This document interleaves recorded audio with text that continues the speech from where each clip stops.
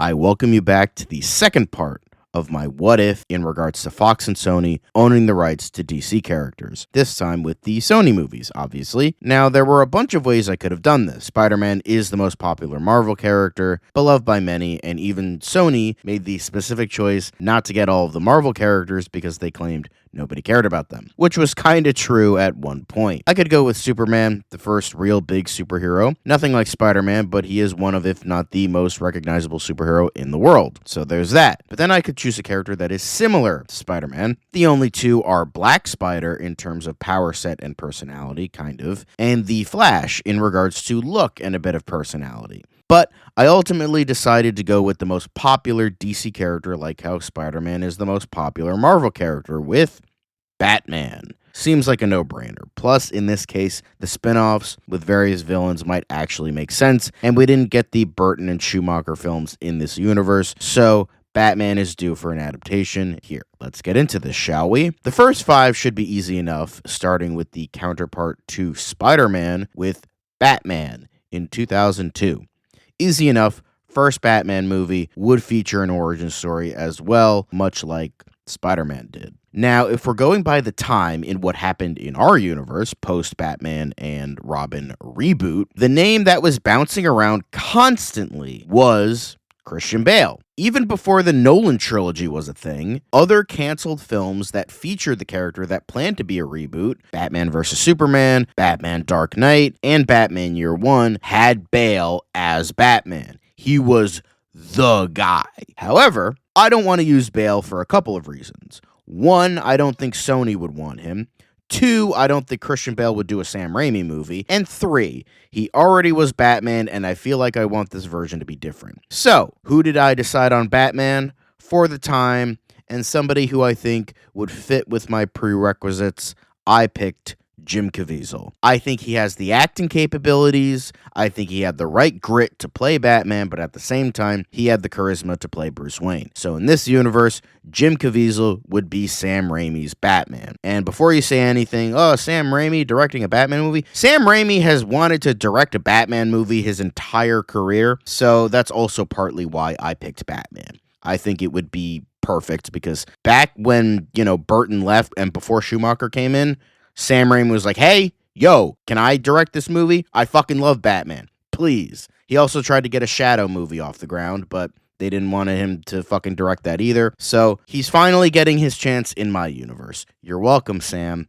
Anyway, for other supporting characters, I picked Derek Jacobi as Alfred, Dennis Farina as Commissioner Gordon, and Paul Dano as Dick Grayson, who would eventually become Robin by the end of the movie. Then the only actor who would carry over from the actual movie would be Willem Dafoe as the most obvious choice of villain, the Joker. Since Green Goblin is Spider-Man's most popular villain, it makes sense to use the Joker, and people have wanted Willem Dafoe as the Joker for years, so it would be perfect. With that, we move on for the Spider-Man 2 counterpart with Batman 2 in 2004.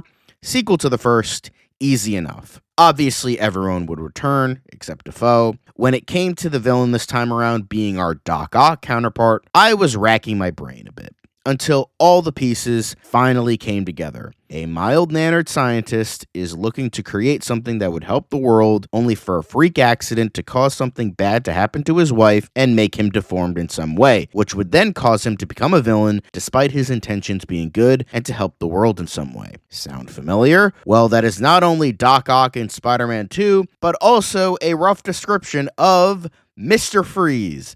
To an extent, of course. I would still have Alfred Molina play him because that would be awesome. He would be absolutely perfect for the role. Then we do kind of have Harry Osborn as a secondary antagonist, but not a major one. So with a childhood friend turning evil, I went with Tommy Elliott, played by Russell Crowe. Even though at the time he would be a very new character, I still think it fits with what I'm going for here. Then we have the Spider-Man 3 counterpart with Batman 3 in 2007. Final movie of the trilogy. Now we get to Batman 3, and we have 3 villains to make this overstuffed to hell. First is Venom. Now, since there is no Batman version of him having an evil suit or something like that. Although the closest thing was Batman of Zur-En-Arrh, even though that wasn't a suit, it was a buried conscience if Batman ever becomes like too traumatized or whatever. I don't know. Grant Morrison hits just as much as they miss. And trust me, they miss more than you think. We could use Batman of Zur-En-Arrh here to feed into what Raimi was doing with the third movie with Spider-Man, but then also have a villain that could be like Venom. With that, I chose Clayface, evil shape-shifting goo-like substance. He would be the Basil Karlo version. Then we have Tommy Elliott becoming Hush, still played by Crow. Then for the Sandman counterpart, I ultimately decided on a villain who could be seen as sympathetic, much like what Raimi attempted to do with Sandman here, even though it kind of failed. So I decided on Catman. He would still be played by Thomas Hayden Church. He is a villain that goes into anti-hero territory, but a sympathetic villain would do just fine. Next up is the Amazing Spider-Man counterpart with Batman the Caped Crusader in 2012. So instead of getting a Batman 4, we are getting a reboot with an all-new cast, just like what happened with Spider-Man. So let's go. Alright, so this version of Batman would be darker and slightly more serious, just like what Amazing Spider-Man kind of attempted to be. Then with that, I decided to go with an actor who would become part of the universe later on anyway, so I'm using him here. So I ultimately decided on Tom Hardy as Batman. I think he could sell both, but he would be a much better Batman than Bruce Wayne, much like how Garfield was a better Spider-Man than Peter Parker. Then for Alfred, I chose Bill Nighy. I felt that fit. And then for Commissioner Gordon, I picked C. Thomas Howell. I thought he would do a great job as a very different iteration of the character, but still keep Gordon as Gordon, as well as, being in the movie also helps. Then for the giant green human/reptile hybrid, obviously we got to go with Killer Croc, although here he would be played by Vin Diesel, as I plan to use Rhys Ifans for something else. But yeah, that's it. Next counterpart is, of course, The Amazing Spider-Man 2 with Batman the Caped Crusader 2 in 2014. Sequel to the first. Easy enough. Now we get to another overstuffed Batman film. Obviously, all those characters would return, except the villain. Firstly, we have Electro, and I decided to go for another mentally unstable elemental villain, and I decided on Firefly, this time played by Paul Giamatti. Then for the smaller villain that has connections with some type of animal, I thought of Man-Bat, who would only bookend the film, this time played by Dane DeHaan. He would appear as Kirk Langstrom in the beginning, and then Man-Bat at the end. Then for the surprise twist of featuring the most popular villain of the main character, this time with Joker, I thought of Neil Patrick Harris playing the part. I think he could do the more kooky and over-the-top portrayal of the Joker. I just thought DeHaan was a bit too young for the Joker. But he could be like a medical student who got caught up in a fucked-up experiment and later turned into Man-Bat or something. But that's it, so we move on. Now we're getting into the unnecessary spin-offs with Venom, which then becomes Clayface in 2018. So as I explained before, I went with Clayface because Venom is a glob of shape-shifting goo. Well, for Clayface, it's clay, and for Venom, it's an alien symbiote. The power set is very similar. On top of the fact that due to James Tynion IV's run, hope I'm pronouncing that correctly, on Detective Comics, Clayface did become a hero, so that also fits into the idea of a character that goes from villain to anti-hero/hero. So it most definitely works in my humble opinion. On top of the fact that there are multiple Clayfaces in the comics, I think double digits was hit in the mid-2000s, much like there are multiple symbiotes. So there are plenty of other Clayfaces that the main hero Clayface could fight. Much like in the movies we got, this wouldn't be the same Clayface, so he would be recast, this time with Matt Smith. I think he would be great for a more theatrical Clayface, and considering he was the best part of Morbin time, I would use him here. Again, he would be the Basil Karlo version, and then for the villain, I thought of Sandra Fuller, played by Michelle Williams, who would eventually become Lady Clay. Since the DC Rebirth version of his backstory would be out at this point, that is what the backstory of Basil Karlo's Clayface in the movie would be. Then I picked Sandra Fuller because she would essentially be the most like the original villain of Venom. part of a bigger organization, this time the terrorist organization Cobra instead of a shady business, like Carlton Drake, but then having the powers of a symbiote, or in this case Clay, like Riot. So that is the film we would get. There aren't really a lot of supporting characters, so you can include some smaller ones like Roland Daggett, played by Ron Cephas Jones, and Glory Griffin, played by Jenny Slate. In a post-credit scene, we get Matt Hagen, played by Woody Harrelson, in the jungle on an expedition. Then, next of course, is the Venom sequel, Venom Let There Be Carnage, with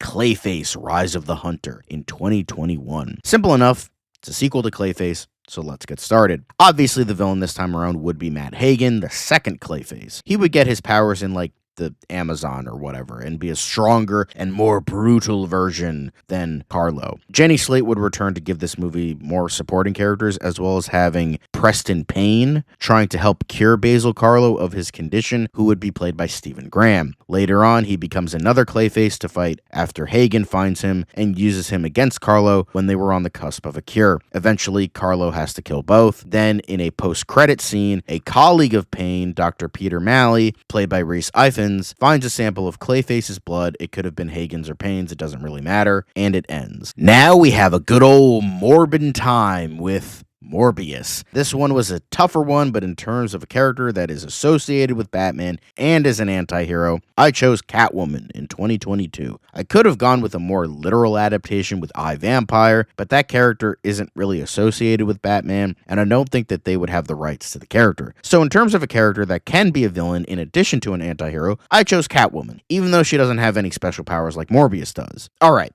so let's get into the nitty-gritty. First, we have Catwoman / Selena Kyle, played by Adria Arjona. Honestly, I think she's kind of weirdly perfect for the role, even though everyone wants her as Wonder Woman. Since the main villain is essentially an evil version of the main character, I went with Holly Robinson, who eventually becomes the second Catwoman in the comics, and just make her a villain here. Hey, if people making the movie didn't care, why the hell should I? She would be played by Sydney Sweeney. To round out the supporting cast, I would have Alice Tesla, who makes Catwoman's gear, played by Zosia Mamet. Arizona, Catwoman's roommate, played by Celeste O'Connor. Dean Hadley, a Catwoman ally, played by Jared Harris. And then, finally, Crispus Allen, who would serve as a secondary antagonist trying to catch Catwoman, played by Tyrese Gibson. This is another weird one, and might seem a bit out of left field, but with the Madam Web counterpart, I chose The Signal in 2024. Now, if you don't know who The Signal is, and I'm willing to bet you don't, he is a character that started out as kind of a Robin and then became his own character because of,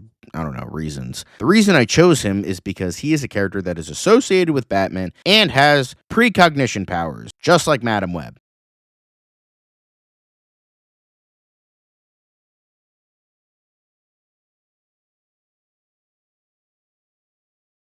Plus, we can include a bunch of other Bat family members, much like the actual film did, at least smaller ones that aren't like Nightwing and Batgirl. First, we have our hero, Duke Thomas, who over the course of the movie would become the Signal. He would be played by Wilson Rajo Pujalte. I hope I'm pronouncing that correctly. Then for the other characters that would be featured as future Bat family members, Cassandra Cain, played by Kristen Lee. Hey, if that Harley Quinn movie can ruin her, Sony probably could too. Bluebird, played by Isabella Merced, and then Luke Fox, played by Mike Epps. The villain in the original film was essentially a character that was all his own, who just so happened to have the same powers as Spider-Man, but the movie made him into evil proto-Spider-Man, because sure.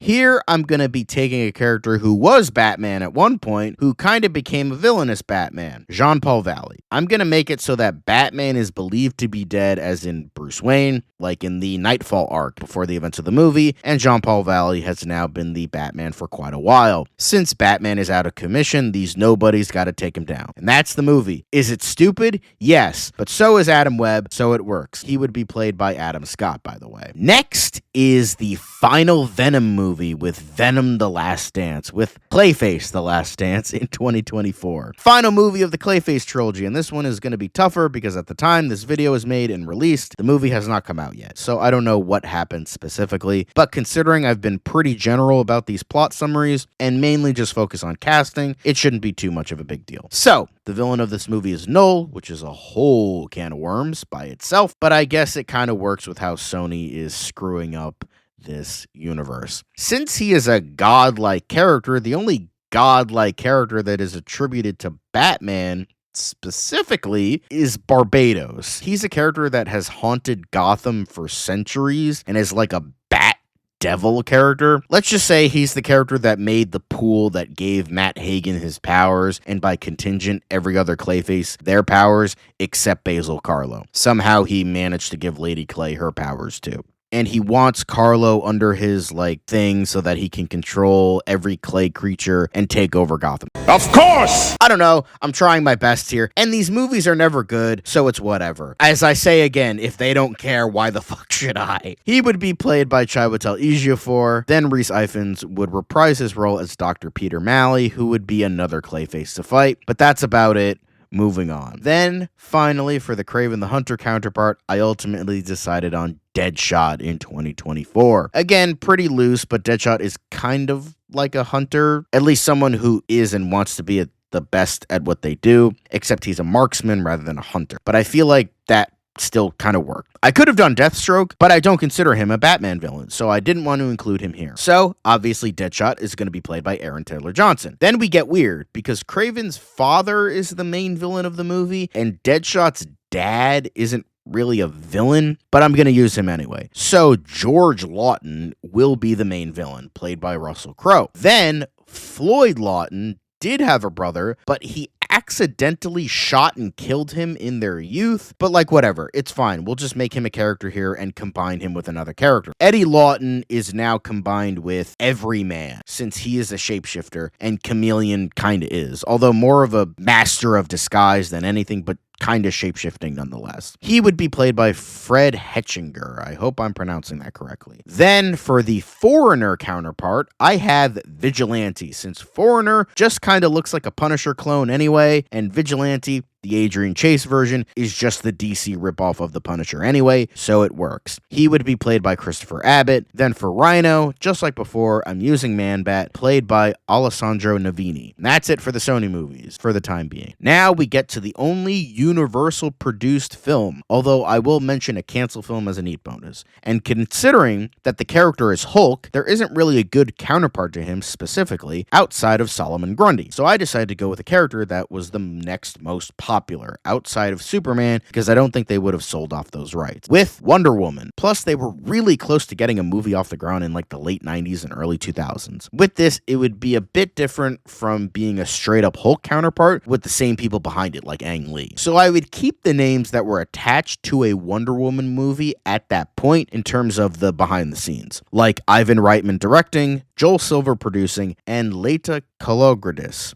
writing. I hope I'm pronouncing that correctly. So, in this case, Ang Lee's Hulk becomes Ivan Reitman's Wonder Woman in 2003. Very little alike, but I made my argument already. Let's go. Firstly, out of all the contenders for Wonder Woman at the time, I think Catherine Zeta-Jones would have been the best out of all of them. Lucy Lawless was really close, but she said she only would have accepted the role if she made Wonder Woman a quote-unquote flawed hero, which is just no. Fuck off with that. Your idea for a character that has existed long before and will exist long after you're relevant will be eclipsed. So, to hell with that. Yes, she would be perfect, but that irked me. So, Zeta-Jones it is. Then, to include some characters that are associated with Wonder Woman, I would have Steve Trevor, played by Eric Bana, Etta Candy, played by Melissa McCarthy, and then Queen Hippolyta, played by Julianne Moore. Now, I don't know who the villain would have been, as this version of the Wonder Woman movie is not known before the Joss Whedon version, so I'm just gonna go with Cersei, played by Jennifer Connelly. I feel like that could have been a fun movie that fit for the time. Then for the canceled Namor Submariner film, I would have Aquaman. Don't really have to explain that counterpart for this one.